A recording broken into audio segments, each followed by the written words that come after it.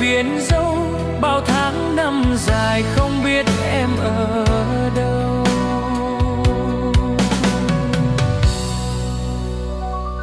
Mộng đầu tan vỡ, trọn đời tôi cứ mãi đi tìm